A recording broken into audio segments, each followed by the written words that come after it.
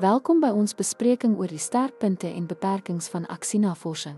In hierdie video sal ons ondersoek waarom aksienavorsing waardeer word vir sy praktiese impak, samewerkende aard en vermoë om betekenisvolle verandering te dryf. Terwyl ons ook die uitdagings ondersoek wat navorsers in die gesig staar wanneer hulle dit in werklike kontekste toepas.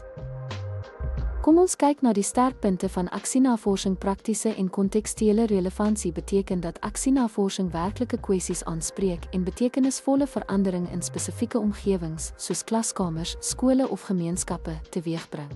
Bemagtiging en professionele ontwikkeling vind plaas na mate aksienavorsing selfrefleksie en kritiese denke bevorder, wat praktisyns in staat stel om hul eie praktyk te verbeter en meer effektiewe professionele persone te word. Samewerkende en inklusiewe benaderings in aksienavorsing betrek deelnemers in die navorsingsproses, wat eienaarskap, gedeelde begrip en gesamentlike besluitneming bevorder. Die buigsame en aanpasbare eienskappe van aksienavorsing laat die sikliese proses toe om strategieë voortdurend te verfyn gebaseer op terugvoer en waarneming.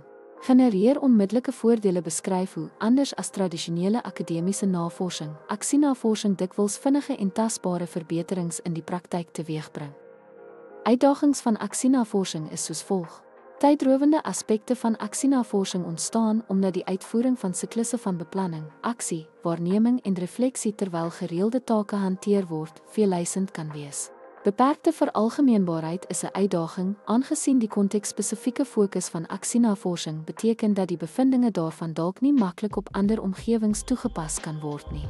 Risiko van vooroordeel ontstaan wanneer praktisyns wat hul eie praktyk navors, dit moeilik vind om objektief te bly, wat data-insameling en interpretasie kan beïnvloed. Etiese bekommernisse in aksienavorsing vereis noukeurige aandag aan ingeligte toestemming, vertroulikheid en magsdinamika wanneer kollegas of leerders betrek word.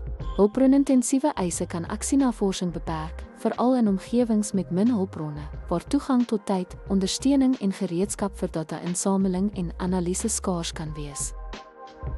Kortliks, aksienavorsing bied kragtige geleenthede vir professionele groei, samewerking en onmiddellike verbeterings in die praktyk.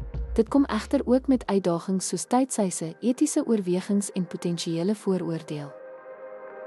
Deur beide die sterkpunte en beperkings daarvan te erken, kan praktisyns ingeligte keuses maak en die waarde van hul navorsingspogings maksimeer. Dankie vir die kyk.